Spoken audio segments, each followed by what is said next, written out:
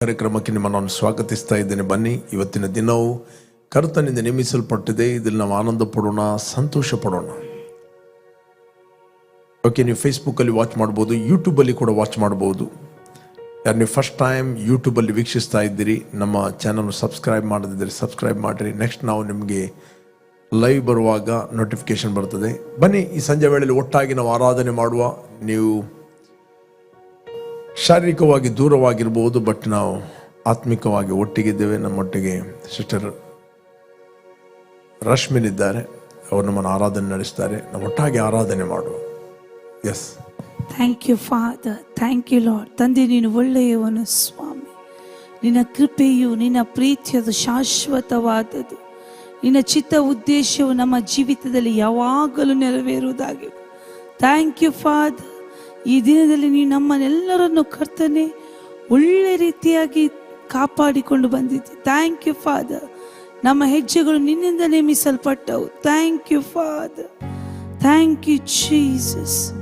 ನಮ್ಮ ನಡೆ, ನಮ್ಮ ನುಡಿಯು, ನಮ್ಮ ಕೃತ್ಯಗಳು ನಿನಗೆ ಮಹಿಮೆಯಾಗುವಂತೆ ನಮ್ಮ ನಡೆಸಿದೆ. ಅದಕ್ಕೋಸ್ಕರ ನಿನಗೆ ಸ್ತೋತ್ರವನ್ನು ಸಲ್ಲಿಸ್ತಾ ಇದ್ದೇವೆ. ನಾವೆಲ್ಲರೂ ಕರ್ತನೆ ಕುಟುಂಬವಾಗಿ ನಮ್ಮ ಮನೆಯಲ್ಲಿ ನಾವು ಕೂತುಕೊಂಡಿರುವಾಗ ನಿನ್ನ ಪ್ರಸನ್ನತೆಯನ್ನು ನಾವು ಪ್ರತಿಯೊಬ್ಬರು ಕರ್ತನೆ, ಸಣ್ಣವರಿಂದ ಪ್ರಾಯಸ್ಥರ ತನಕ ಕರ್ತನೆ ಪ್ರತಿಯೊಬ್ಬರು ಅನುಭವಿಸುವವರಾಗಿದೆ. Thank you father. ತಂದೆ, ನೀನು ನಮ್ಮೊಂದಿಗೆ ಯಾವಾಗಲೂ ಇದ್ದೆ. ಅದಕ್ಕೋಸ್ಕರ ಸ್ತೋತ್ರ. Thank you Jesus.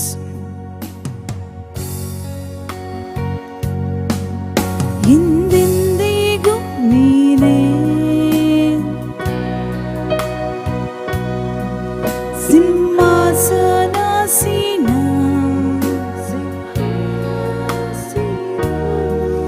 ನನ್ನ ಹೃದಯದಿಂದ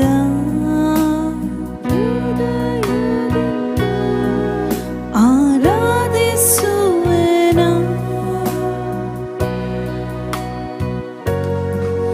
ಎಂದೆಂದಿಗೂ ನೀನೇ ಸಿಂಹಾಸನಾಸೀನ,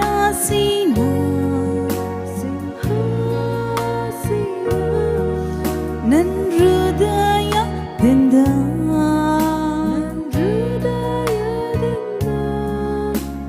ಆರಾಧಿಸುವೆನ.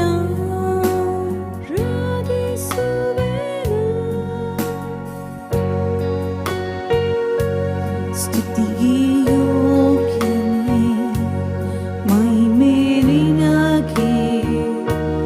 ನಮ್ಮ ಕರಗಳನ್ನೆತ್ತಿದ್ದು ಇನ್ನನ್ನೇ ಆರಾಧಿಪೆ. ಸ್ತುತಿಗೆ ಯೋಗ್ಯನೇ, ಮಹಿಮೆ ನಿನಗೆ. ನಮ್ಮ ಕರಗಳನ್ನೆತ್ತಿದ್ದು ನಿನ್ನನ್ನೇ ಆರಾಧಿಪೆ. ನೀವುನ್ನತ ಅದ್ಭುತವ ಮಾಡಿದೆ, ನಿನ್ನ ಹಾಗೆ ಯಾರು ಇಲ್ಲ.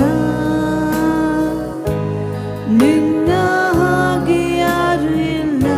ನೀವುನ್ನತ ಅದ್ಭುತವ ಮಾಡಿದೆ, ನಿನ್ನ ಹಾಗೆ ಯಾರು ಇಲ್ಲ. ನಿನ್ನ ಹಾಗೆ ಯಾರು ಇಲ್ಲ.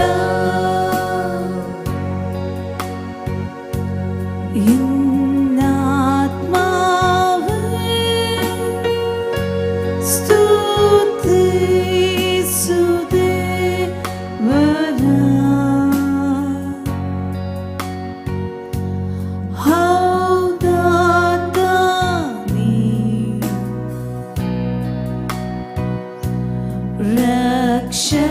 ರಕ್ಷಕನು.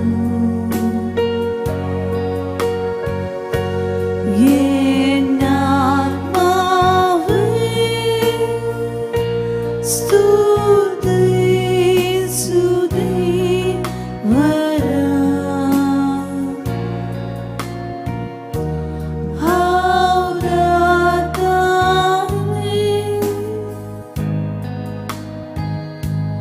ರಕ್ಷಕನು.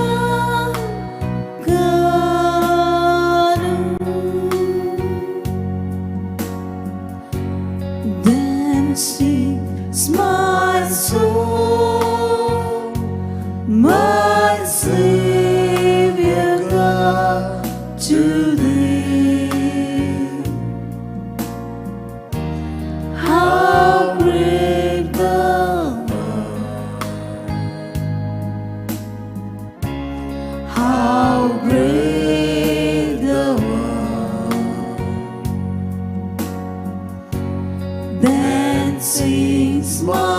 soul, my Savior God, to thee. How great thou art, how great thou art, how great thou art, how great thou art.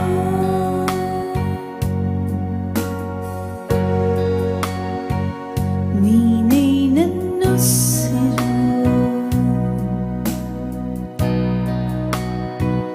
ನೀನೇ ನನ್ನುಸಿರು,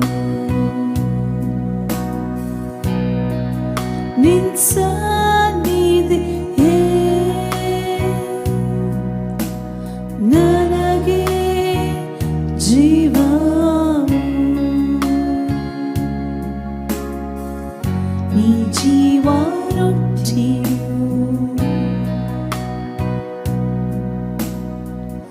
ನೀ ಜೀವರೊಟ್ಟಿಯು,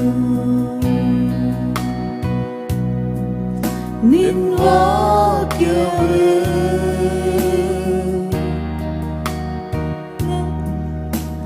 ನನಗೆ ಜೀವವು. ನೀನೇ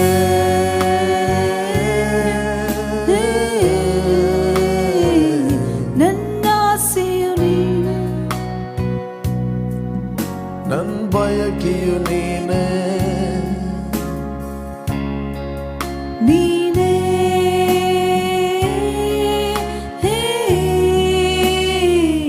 ನನ್ ಬಯಕೆಯು ನೀನೇ,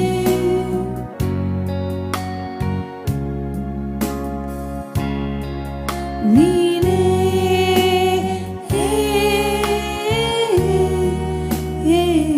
ನನ್ನ ಆಸೆಯು ನೀನೇ,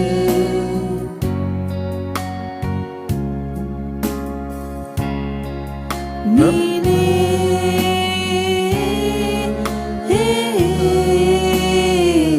ನನ್ ಬಯಕೆಯು ನೀನೇ,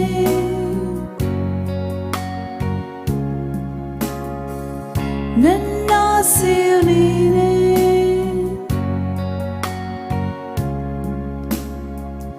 ನನ್ ಬಯಕೆಯು ನೀನೇ.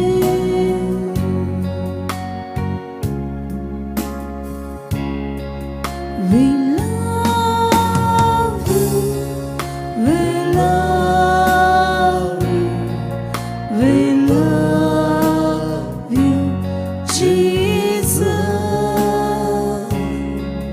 We love you, we love you, we love you, Jesus. We love you, we love you, we love you, Jesus. We love you, we love you, we love you, Jesus.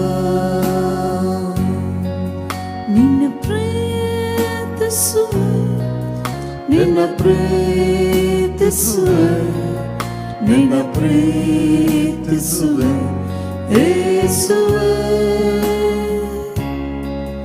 ನಿನ್ನ ಪ್ರೀತಿಸುವೆ, ನಿನ್ನ ಪ್ರೀತಿಸುವೆ, ನಿನ್ನ ಪ್ರೀತಿಸುವೆ ಯೇಸುವೇ,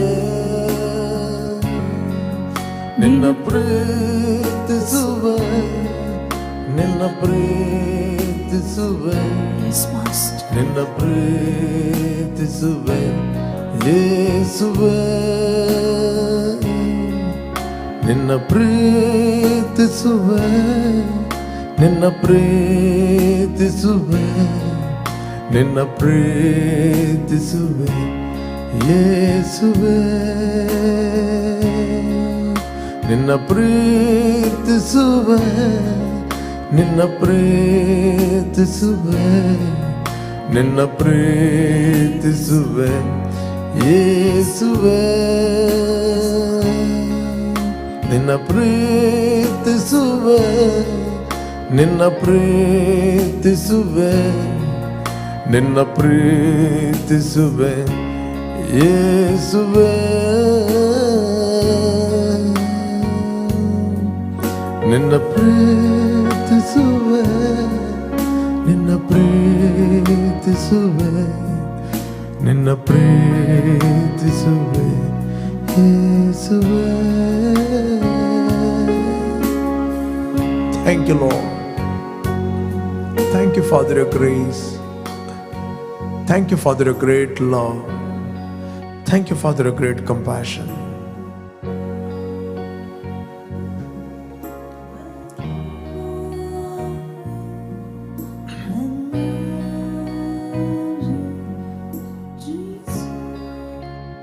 ನಿನ್ನ ಪ್ರೀತಿಸುವೆ, ನಿನ್ನ ಪ್ರೀತಿಸುವೆ, ನಿನ್ನ ಪ್ರೀತಿಸುವೆ ಯೇಸುವೇ. We love you, we love you, we love you, Jesus. ತಂದೆ, ನಮ್ಮ ಹೃದಯವು ತೆರೆಯಲ್ಪಟ್ಟಿದೆ, ನಮ್ಮ ಕಿವಿಗಳು ತೆರೆಯಲ್ಪಟ್ಟಿದೆ. ನಾವು ನಿನ್ನಿಂದ ಕೇಳಲು ಬಯಸ್ತೇವೆ, ನಾವು ನಿನ್ನಿಂದ ನಡೆಸಲ್ಪಡುತ್ತೇವೆ. ತಂದೆ, ಎಲ್ಲ ಘನತೆಯನ್ನು ನಾವು ನಿನಗೆ ಸಲ್ಲಿಸ್ತಾ ಇದ್ದೇವೆ ಯೇಸು ನಾಮದಲ್ಲಿ ತಂದೆ. Amen, amen, amen.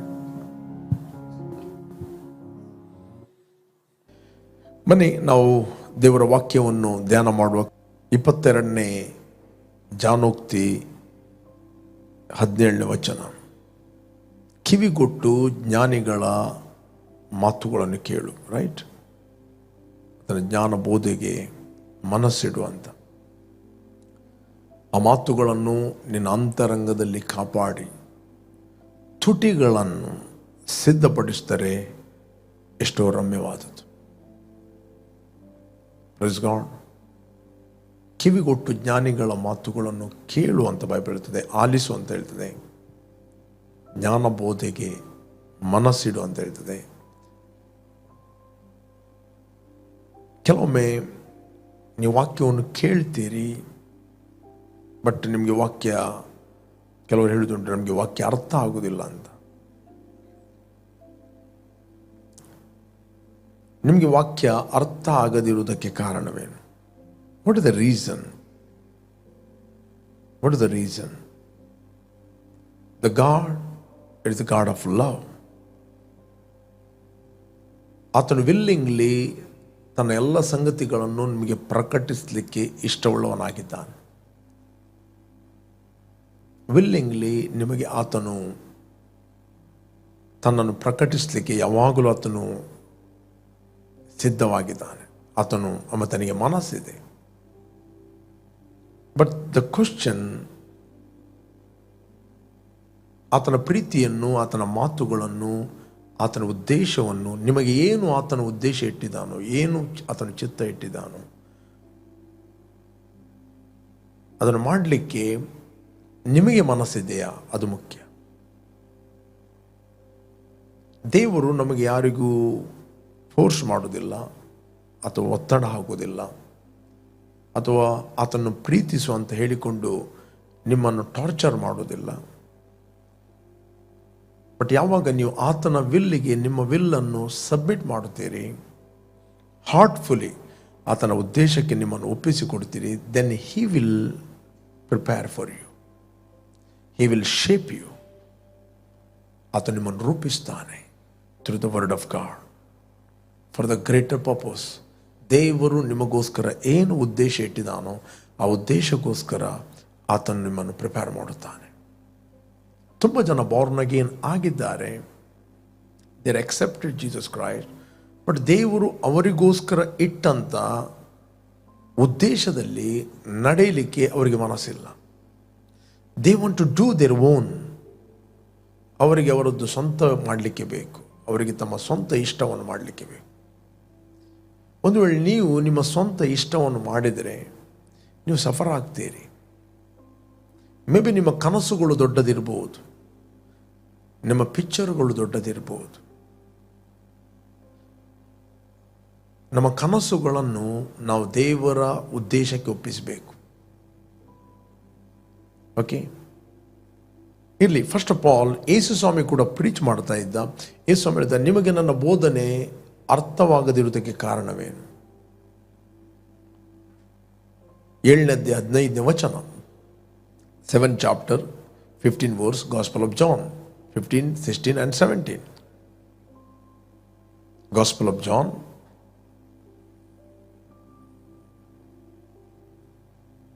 ಓಕೆ. ಯಹೂದ್ಯರು ಅದಕ್ಕೆ ಆಶ್ಚರ್ಯಪಟ್ಟು, ವಿದ್ಯಾಭ್ಯಾಸ ಮಾಡದಿರುವ ಈತನಿಗೆ ಶಾಸ್ತ್ರಗಳು ತಿಳಿದಿರುವುದು ಹೇಗೆ ಎಂದು ಹೇಳ್ತಿದ್ದರು. ಅದಕ್ಕೆ ಯಹೂದ್ಯರು ಅದಕ್ಕೆ ಆಶ್ಚರ್ಯಪಟ್ಟು, ವಿದ್ಯಾಭ್ಯಾಸ ಮಾಡದಿರುವ ಈತನಿಗೆ ಶಾಸ್ತ್ರಗಳು ತಿಳಿದಿರುವುದು ಹೇಗೆ ಎಂದು ಹೇಳ್ತಿದ್ದರು. ಅದಕ್ಕೆ ಯೇಸು, ನಾನು ಹೇಳುವ ಬೋಧನೆಯು ನನ್ನದಲ್ಲ, ನನ್ನನ್ನು ಕಳುಹಿಸಿದ ಆತನದ್ದು. ಓಕೆ, 17ನೇ ವಚನ. ಆತನ ಚಿತ್ತದಂತೆ ನಡೆಯುವುದಕ್ಕೆ ಯಾರಿಗೆ ಮನಸ್ಸಿದೆಯೋ ಅವರಿಗೆ ಈ ಬೋಧನೆಯು ದೇವರಿಂದ ಬಂದದ್ದು, ನಾನು ಕಲ್ಪಿಸಿ ಹೇಳಿದ್ದು ಗೊತ್ತಾಗುವುದು. If anyone wills to do his will, he shall know concerning the doctrine whether it is from God or whether I speak on my own authority. ನನಗೆ ಖುಷಿ ಬಂದಾಗಿ ನಾನು ಮಾತಾಡ್ತಾ ಇದ್ದೇನೋ ಅಥವಾ ನಾನು ದೇವರ ಬಾಯಾಗಿ ಮಾತಾಡ್ತೇನೆ, ಅದು ಅವನಿಗೆ ಗೊತ್ತಾಗುವುದು. ಯಾಕಂತ ಹೇಳಿದರೆ, ನೀವು ಯಾವುದೇ ಬೋಧನೆಯನ್ನು ಕೇಳುತ್ತಿರುವಾಗ ಒಂದು ವೇಳೆ ನೀವು ವಿಲ್ಲಿಂಗ್ಲಿ ದೇವರ ಉದ್ದೇಶಕ್ಕೆ ಸಬ್ಮಿಟ್ ಮಾಡಿದರೆ, then the Holy Spirit will give you the witness. ನಿನಗೆ ಒಳಗಿಂದ ಅದು ಗೊತ್ತಾಗ್ತದೆ, ಎಸ್ ದೇವರು ನನ್ನ ಹತ್ರ ಮಾತಾಡ್ತಾನಂತ.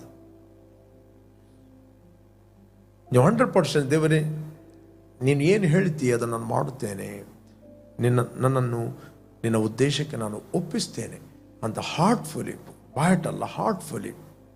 If you love God, okay, ಒಪ್ಪಿಸುವುದಾದರೆ then God will speak to you. ಪವಿತ್ರ ಆತ್ಮನು ನಿಮ್ಮ ಆತ್ಮಕ್ಕೆ ಸಾಕ್ಷಿ ಕೊಡುತ್ತಾನೆ, ನಿಮಗೆ ಒಳಗಿಂದ ಗೊತ್ತಾಗ್ತದೆ. No one can deceive you. ನಿಮ್ಮನ್ನು ಯಾರು ಮೋಸ ಮಾಡಲಿಕ್ಕೆ ಆಗುವುದಿಲ್ಲ, ಯಾಕಂದರೆ ನಿಮ್ಮ ಒಳಗೆ ಅಭಿಷೇಕ ಇದೆ. ನಿಮ್ಮ ಒಳಗಿರುವ ಅಭಿಷೇಕವು ಅದು ನಿಮಗೆ ಬೋಧಿಸ್ತದೆ. ಯಾರು ನಿಮಗೆ ಬೋಧಿಸುವ ಅಗತ್ಯ ಇಲ್ಲ. ಅದರ ಅರ್ಥ ಬೋಧಿಸುವ ಅಗತ್ಯ ಇಲ್ಲ ಅಂತ ಹೇಳಿಕೊಂಡು ನೀವು ಟೀಚಿಂಗ್ ಕೇಳದೆ ಇರಲಿಕ್ಕೆ ಆಗುವುದಿಲ್ಲ. ಬಟ್ ಅದರ ಅರ್ಥ ಏನಂತ ಹೇಳಿದರೆ, ಯಾರೇ ಮಾತಾಡಿದರೂ ನಿಮ್ಮ ಒಳಗೆ ನಿಮಗೆ ಓಪನ್ ಮಾಡುವ ಆತನು ಪವಿತ್ರ ಆತ್ಮ. ಪವಿತ್ರ ಆತ್ಮ ನಿಮಗೆ ಓಪನ್ ಮಾಡದಿದ್ದರೆ ನಿಮಗೆ ಅರ್ಥ ಆಗುವುದಿಲ್ಲ. ನಾವು ದೇವರ ಮಕ್ಕಳಾಗಿದ್ದೇವೆಂದು ಪವಿತ್ರ ಆತ್ಮನು ನಮ್ಮ ಆತ್ಮಕ್ಕೆ ಸಾಕ್ಷಿ ಕೊಡುತ್ತಾನೆ. He is giving witness to our spirit. ಆತನು ಸಾಕ್ಷಿ ಕೊಡುತ್ತಾನೆ ನಮ್ಮ ಆತ್ಮಕ್ಕೆ, ಎಸ್ ನಾವು ಯಾರಾಗಿದ್ದೇವೆ.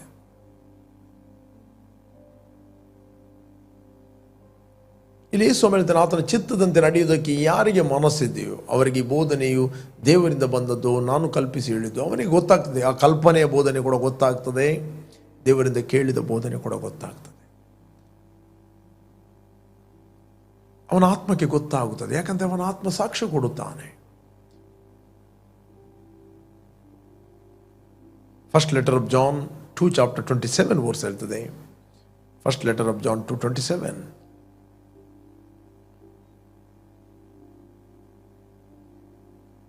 ಆದರೆ ಆತನಿಂದ ನೀವು ಹೊಂದಿದ ಅಭಿಷೇಕವು ನಿಮ್ಮಲ್ಲಿ ನೆಲೆಗೊಂಡಿರುವುದರಿಂದ ಯಾವನಾದರೂ ನಿಮಗೆ ಉಪದೇಶ ಮಾಡುವುದು ಅವಶ್ಯವಿಲ್ಲ. ಆತನು ಮಾಡಿದ ಅಭಿಷೇಕವು ಎಲ್ಲ ವಿಷಯಗಳಲ್ಲಿ ನಿಮಗೆ ಉಪದೇಶ ಮಾಡುವಂಥದ್ದಾಗಿದ್ದು ಸತ್ಯವಾಗಿದೆ, ಸುಳ್ಳಲ್ಲ. ಅದು ನಿಮಗೆ ಉಪದೇಶ ಮಾಡಿದ ಪ್ರಕಾರ ಆತನಲ್ಲಿ ನೆಲೆಗೊಂಡಿರಿ.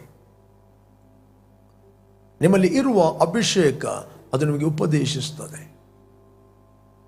ರೋಮನ್ಸ್ 8 chapter 16 verse ಹೇಳ್ತದೆ.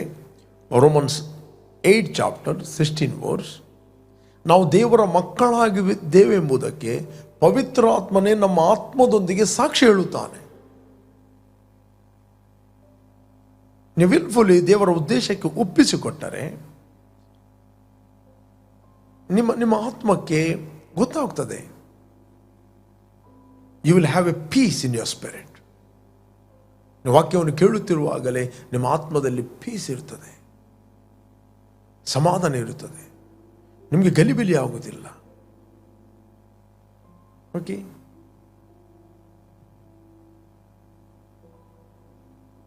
ನೀವು ಕನ್ಫ್ಯೂಸ್ ಆಗುವುದಿಲ್ಲ. God is not author of confusion, god is author of piece. ದೇವರು ಸಮಾಧಾನಕ್ಕೆ ಕಾರಣ ಹೊರತು ಗಲಿಬಿಲಿಗೆ ಕಾರಣ ಅಲ್ಲ. ದೇವರು ನಿಮಗೆ ಸಮಾಧಾನ ಕೊಡುತ್ತಾನೆ, ಎಸ್ ಅಂತ. ನಿಮ್ಮ ಒಳಗೆ ನಿಮ್ಮ ಮನೋನೇತ್ರಗಳು ಬೆಳಗಲಿಕ್ಕೆ ಪ್ರಾರಂಭವಾಗ್ತವೆ, ನಿಮಗೆ ದೇವರ ವಾಕ್ಯ ಅರ್ಥ ಆಗ್ತದೆ. ಅದರಿಂದ ನಾನು ನಿಮಗೆ ಎನ್ಕರೇಜ್ ಮಾಡ್ತೇನೆ, submit your life to the purpose of God. ದೇವರ ಉದ್ದೇಶಕ್ಕೆ ನಿಮ್ಮ ಜೀವಿತವನ್ನು ಒಪ್ಪಿಸಿಕೊಡಿ. ಮೇ ಬಿ ನಿಮ್ಮ ಮೈಂಡಲ್ಲಿ ಅನೇಕ ಅಜೆಂಡಗಳಿರ್ಬೋದು, ಉದ್ದೇಶಗಳಿರ್ಬೋದು. ದೇವರು ನಿಮಗೆ ಹುಟ್ಟುವ ಮೊದಲೇ ಒಂದು ಯೋಜನೆಯನ್ನು ಮಾಡಿಟ್ಟಿದ್ದಾನೆ.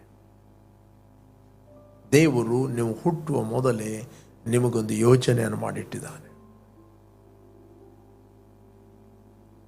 ಓಕೆ, ಬಟ್ ದೇವರೊಂದು ಯೋಜನೆ ಮಾಡಿದ್ದಾನೆ, ನಿಮ್ಮ ತಂದೆ ತಾಯಿಗಳೊಂದು ಯೋಜನೆ ಮಾಡಿಟ್ಟಿದ್ದಾರೆ ನಿಮ್ಮ ವಿಷಯದಲ್ಲಿ, ಸಮಾಜ ಒಂದು ನಿಮ್ಮ ವಿಷಯದಲ್ಲಿ ಯೋಜನೆ ಮಾಡಿಟ್ಟಿದೆ.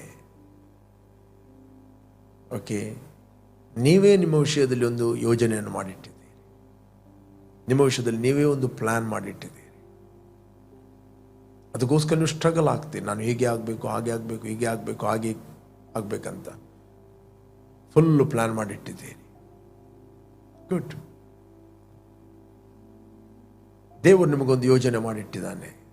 ದ ಬೈಬಲ್ ಹೇಳ್ತದೆ, ಜೆರೆಮಯ 23:29 23ನೇ ಅಧ್ಯಾಯ 29ನೇ ವಚನದಲ್ಲಿ, ನಾನು ನಿಮಗೋಸ್ಕರ ಮಾಡಿದ ಆಲೋಚನೆಗಳನ್ನು ನಾನು ಬಲ್ಲೆನು. 29:11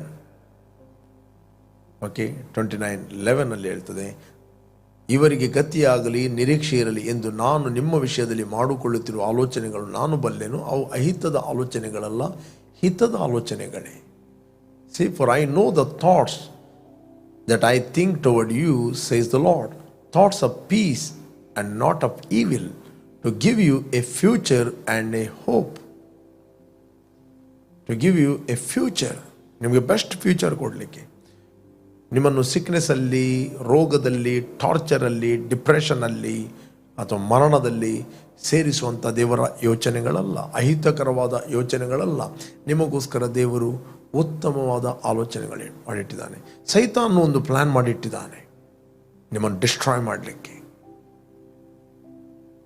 ದೇವರು ನಿಮಗೋಸ್ಕರ ಯೋಜನೆ ಮಾಡಿಟ್ಟಿದ್ದಾನೆ. ಸಮಾಜ ನಿಮಗೋಸ್ಕರ ಯೋಜನೆ ಮಾಡಿಟ್ಟಿದೆ. ನಿಮ್ಮ ಓನ್ ಪ್ಯಾರೆಂಟ್ಸ್ಗಳು ನಿಮಗೋಸ್ಕರ ಪ್ಲ್ಯಾನ್ ಮಾಡಿಟ್ಟಿದ್ದಾರೆ. ನಿಮ್ಮ ಫ್ರೆಂಡ್ಸ್ಗಳು ನಿಮಗೋಸ್ಕರ ಒಂದು ಪ್ಲ್ಯಾನ್ ಮಾಡಿಟ್ಟಿದ್ದಾರೆ. ನೀವೇ ನಿಮಗೋಸ್ಕರ ಒಂದು ಪ್ಲ್ಯಾನ್ ಮಾಡಿಟ್ಟಿದ್ದೀರಿ. ನಿಮಗೆ ಸಮಾಧಾನ ಯಾವಾಗ ಅಂತ ಹೇಳಿದರೆ, ಎಲ್ಲ ಪ್ಲ್ಯಾನ್ಗಳನ್ನು ತಳ್ಳಿಬಿಟ್ಟು ದೇವರ ಪ್ಲ್ಯಾನಿಗೆ ನಿಮ್ಮನ್ನು ಒಪ್ಪಿಸಿದಾಗ ಎಲ್ಲ ಪವಿತ್ರಾತ್ಮ, ನಿಮ್ಮ ವಿಷಯದಲ್ಲಿ ಗೊತ್ತಿರುವ ಪವಿತ್ರಾತ್ಮನು ನಿಮ್ಮನ್ನು ದೇವರ ಉದ್ದೇಶದಲ್ಲಿ ನಡೆಸಲಿಕ್ಕೆ ಪ್ರಾರಂಭ ಮಾಡುತ್ತಾನೆ. You will reach the destiny which God has called for you. ಅದಕ್ಕೋಸ್ಕರ ದೇವರ ವಾಕ್ಯ ಹೇಳ್ತದೆ 16ನೇ ಅಧ್ಯಾಯ 3ನೇ ವಚನದಲ್ಲಿ, ಜ್ಞಾನೋಕ್ತಿ 16:3 ಹೇಳ್ತದೆ, ಜ್ಞಾನೋಕ್ತಿ 16:3, ನಿನ್ನ ಕಾರ್ಯಭಾರವನ್ನು ಯೆಹೋವನಿಗೆ ವಹಿಸಿದರೆ ನಿನ್ನ ಉದ್ದೇಶಗಳು ಸಫಲವಾಗು. Commit your work to the Lord and your thoughts will be established. Commit your work to the Lord and your thoughts will be established. 16ನೇ ಅಧ್ಯಾಯ 9ನೇ ವಚನ ಹೇಳ್ತದೆ, 16ನೇ ಅಧ್ಯಾಯ 9ನೇ ವಚನ, ಮನುಷ್ಯನು ತನ್ನ ಮನದಂತೆ ದಾರಿಯನ್ನು ಆರಿಸಿಕೊಂಡರು, ಯೆಹೋವನೇ ಅವನಿಗೆ ಗತಿಯನ್ನು ಏರ್ಪಡಿಸುವನು. A man's heart plans his way, but the Lord directs his steps. But the Lord directs his steps. ಮನುಷ್ಯನು ಮನ ಬಂದಂತೆ ದಾರಿಯನ್ನು ಆರಿಸಿಕೊಂಡರು. ನಿನಗೊಂದು ದೇವರು ಸ್ಪಿರಿಚುವಲ್ ರೋಡ್ ಇಟ್ಟಿದ್ದಾನೆ. ದೇವರು ನಿಮಗೆ ಆತ್ಮಿಕವಾಗಿ ಒಂದು ಮಾರ್ಗವನ್ನು ಇಟ್ಟಿದ್ದಾನೆ. ಅದು ಜೀವದ ಮಾರ್ಗ. Only one way, the way of life, not death, not way of sickness. ವಿವೇಕಿಗೆ ಜೀವದ ಮಾರ್ಗವು ಅದು ಮೇಲಕ್ಕೆ ಹೋಗುತ್ತದೆ ಅಂತ ಬೈಬಲ್ ಹೇಳ್ತದೆ. ಪ್ರೇರೆ, ನಿಮ್ಮ ಆಲೋಚನೆಗಳು ತುಂಬ ಇರಬಹುದು, ಬಟ್ ದೇವರು ನಿಮಗೆ ಒಳ್ಳೆಯ ಆಲೋಚನೆಯನ್ನು ಮಾಡಿಟ್ಟಿದ್ದಾನೆ. ಯಾಕೆ ನಿಮ್ಮನ್ನು ನಿಮ್ಮ ಸ್ವಂತ ಆಲೋಚನೆಯ ಪ್ರಕಾರ ನಡೆದು ದುಃಖಕ್ಕೆ, ಪೇನಿಗೆ, ಹರ್ಟ್ಗೆ, ನೋವಿಗೆ ನಿಮ್ಮನ್ನು ಒಪ್ಪಿಸಿಕೊಡ್ತೀರಿ? Don't give. ನಿಮ್ಮನ್ನು ನೋವಿಗೆ ಒಪ್ಪಿಸಿಕೊಡ್ಬೇಡ್ರಿ, ನಿಮ್ಮನ್ನು ದೇವರ ಉದ್ದೇಶಕ್ಕೆ ಒಪ್ಪಿಸಿಕೊಡ್ರಿ. Moment you commit your life to the purpose of God, you will see great things. ಅವತ್ತಿನಿಂದ ದೇವರು ತನ್ನ ಉದ್ದೇಶಕ್ಕೆ ನಿಮ್ಮನ್ನು ರೂಪಿಸ್ತಾನೆ, ಪ್ರಿಪೇರ್ ಮಾಡುತ್ತಾನೆ, ನಿಮ್ಮನ್ನು ರೂಪಿಸ್ತಾನೆ, ನಿಮ್ಮನ್ನು ಶೇಪ್ ಮಾಡ್ತಾನೆ, ನಿಮ್ಮನ್ನು ಟ್ರೈನ್ ಮಾಡುತ್ತಾನೆ. ರೈಟ್ ಆದ ವ್ಯಕ್ತಿಗಳು ರೈಟ್ ಆದ ಸಮಯದಲ್ಲಿ ರೈಟ್ ಆದ ಪರ್ಪಸ್ಗೆ ನಿಮ್ಮ ಜೀವಿತದಲ್ಲಿ ಜನರು ಕನೆಕ್ಟ್ ಆಗುತ್ತಾರೆ. ನಿಮ್ಮನ್ನು ನಾಶನಕ್ಕೆ, ನಿಮ್ಮ ಟೈಮನ್ನು ವೇಸ್ಟ್ ಮಾಡುವಂಥ ಎಲ್ಲ ಅನ್ವಾಂಟೆಡ್ ಕನೆಕ್ಷನ್ಗಳು ಡಿಸ್ಕನೆಕ್ಟ್ ಆಗುತ್ತವೆ. ಇಲ್ಲಾಂದರೆ ಸೈತಾನನು ನಿಮ್ಮ ಟೈಮನ್ನು ಕದಿಯಲು, ನಿಮ್ಮ ಟೈಮನ್ನು ವೇಸ್ಟ್ ಮಾಡಲು, ನಿಮ್ಮನ್ನು ಬ್ಲೈಂಡ್ನೆಸ್ಗೆ ತರಲು ತಪ್ಪಾದ ವ್ಯಕ್ತಿಗಳನ್ನು ನಿಮ್ಮ ಜೀವಿತದಲ್ಲಿ ಕನೆಕ್ಟ್ ಮಾಡುತ್ತಾನೆ. If you are not serious in your life, ಒಂದು ವೇಳೆ ನೀವು ವಿಲ್ಲಿಂಗ್ ವೆಸಲ್ ಆಗಿರುವುದಾದರೆ ದೇವರು ನಿಮ್ಮನ್ನು ಉಪಯೋಗಿಸ್ತಾನೆ ಅನೇಕರನ್ನು ಸರಿಪಡಿಸಲಿಕ್ಕೆ. ನಿಮ್ಮನ್ನು ಉಪಯೋಗಿಸ್ತಾನೆ ಅನೇಕರಿಗೆ ಬೆಳಕಾಗಲಿಕ್ಕೆ, ಅನೇಕರಿಗೆ ಒಳ್ಳೆಯ ಪಾತ್ರೆಯಾಗಿ. ಇಲ್ಲ ಅಂತ ಹೇಳಿದ್ರೆ ತಪ್ಪಾದ ವ್ಯಕ್ತಿಗಳು ನಿಮ್ಮ ಜೀವಿತದಲ್ಲಿ ಕನೆಕ್ಟ್ ಆಗುತ್ತಾರೆ. ಅದಕ್ಕೆ ಬೈಬಲ್ ಹೇಳ್ತದೆ, ದುಸ್ಸಾಹಸವು ಸದಾಚಾರವನ್ನು ಕೆಡಿಸ್ತದೆ, ಇಂಥ ಅಮಲ್ನಿಂದ ಹೊರಗೆ ಬನ್ನಿ. ಅದೊಂದು ಅಮಲು, ಮಂಪಾದ ಹಾಗೆ. ದುಸ್ಸಾಹಸವು ಸದಾಚಾರವನ್ನು ಕೆಡಿಸ್ತದೆ, ಇಂಥ ಅಮಲಿನಿಂದ ಏನು ಮಾಡ್ರಿ, ಹೊರಗೆ ಬನ್ನಿರಿ, ಕಮಾವಟ್ರು ಹೇಳ್ತದ ವಾಕ್ಯ.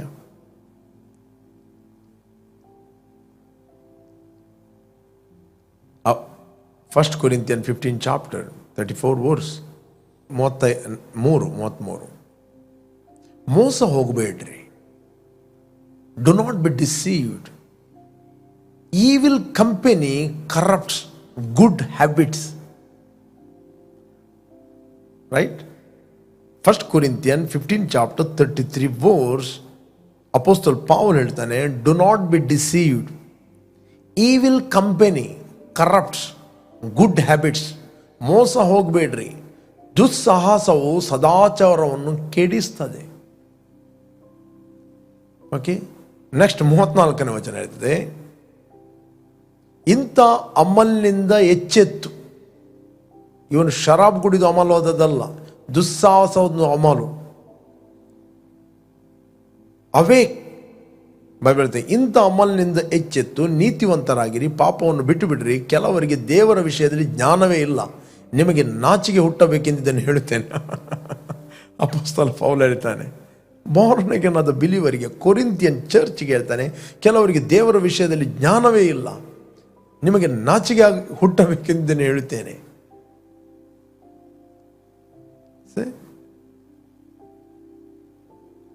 I speak this to you, this to your shame. ನಿಮಗೆ ನಾಚಿಕೆ ಆಗಬೇಕು. ಇಷ್ಟು ವರ್ಷ ವಾಕ್ಯ ಕೇಳ್ತೀರಿ, ಇಷ್ಟು ವರ್ಷ ಬಾರ್ನ್ ಅಗೇನ್ ಆಗಿ 10 ವರ್ಷ ಆಯಿತು, 11 ವರ್ಷ ಆಯಿತು, 15 ವರ್ಷವಾಯಿತು. ಅಪೊಸ್ತಲ ಪೌಲ್ ಹೇಳ್ತಾನೆ, ಕೆಲವರಿಗೆ ದೇವರ ವಿಷಯದಲ್ಲಿ ಜ್ಞಾನವೇ ಇಲ್ಲ. ಬೇಸಿಕ್ ನಾಲೆಜ್ಗೆ ಕನ್ಫ್ಯೂಷನ್, ಫೌಂಡೇಶನ್ ಇಲ್ಲ ಅಂತ ಹೇಳಿದೆ. How can you build the building?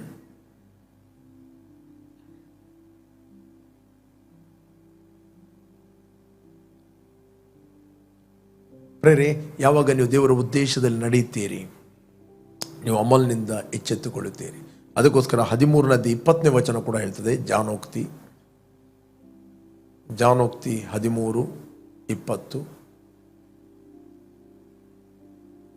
ಜ್ಞಾನಿಗಳ ಸಹವಾಸಿ ಜ್ಞಾನಿಯಾಗುವನು. ಒಬ್ಬ ಸ್ಪಿರಿಚುವಲ್ ವ್ಯಕ್ತಿಯೊಟ್ಟಿಗೆ ನೀನು ಸೇರಿದಾಗ ನೀನು ಸ್ಪಿರಿಚುವಲಿ ಜ್ಞಾನಿ ಆಗುತ್ತೆ. ಜ್ಞಾನಹೀನರ ಒಡನಾಡಿ ಸಂಕಟ ಪಡುವನು. He who walks with the wise man will be wise, but the companion of fools will be destroyed ಅಂತ ಹೇಳ್ತದೆ. Not fool, will be destroyed. ಹಾಗೆ ದೇವರು ನಿಮಗೆ ರೈಟ್ ಕಂಪನಿ ಇಟ್ಟಿದ್ದಾನೆ, ರೈಟ್ ವ್ಯಕ್ತಿಗಳನ್ನು ದೇವರು ಆರ್ಡರ್ ಮಾಡಿದ್ದಾನೆ. ಸೈತಾನು ಕೂಡ ತಪ್ಪಾದ ವ್ಯಕ್ತಿಗಳನ್ನು ಪ್ರಿಪೇರ್ ಮಾಡಿ ಇಟ್ಟಿದ್ದಾನೆ.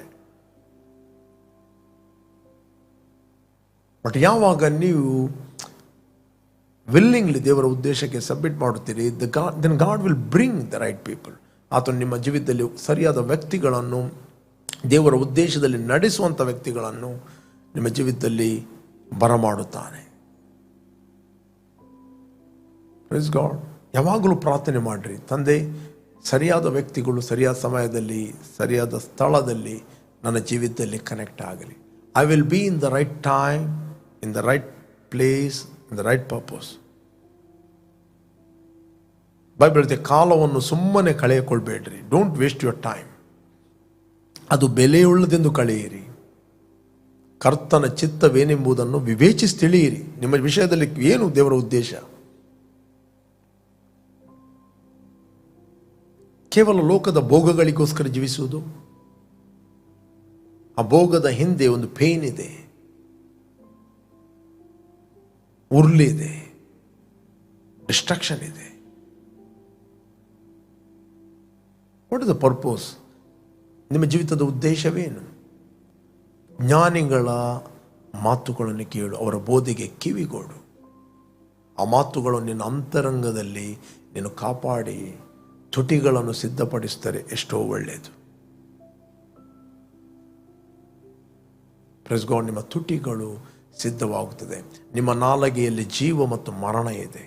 ನಿಮ್ಮ ನಾಲಿಗೆಗೆ ಪರಲೋಕ ಬ್ಯಾಕಪ್ ಮಾಡುತ್ತದೆ, ನಿಮ್ಮ ನಾಲಿಗೆಗೆ ನರಕ ಬ್ಯಾಕಪ್ ಮಾಡುತ್ತದೆ.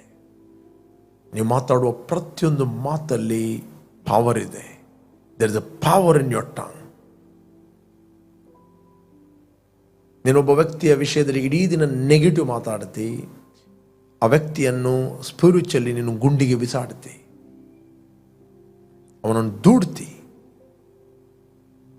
ಅವನ ವೀಕ್ನೆಸ್ಗಳನ್ನು ಮಾತಾಡ್ತಿ, ಅವನ ಬಲಹೀನತೆಗಳು ಇಡೀ ದಿನ ಡಿಸ್ಕಸ್ ಮಾಡ್ತಿ. ನಿಮಗೆ ಗೊತ್ತಿಲ್ಲದ ರೀತಿಯಲ್ಲಿ ಸ್ಪಿರಿಚುವಲಿ ಅವರನ್ನು ದೂಡ್ತೀರಿ. ಯಾವಾಗಲೂ ಆ ವ್ಯಕ್ತಿಯ ವಿಷಯದಲ್ಲಿ ನೀವು ವಾಕ್ಯವನ್ನು ಮಾತಾಡುತ್ತೀರಿ. He is protected, he is blessed, strengthened. ಯಾವಾಗ ನೀವು ಮಾತಾಡುತ್ತೀರಿ, you are releasing the spiritual influence.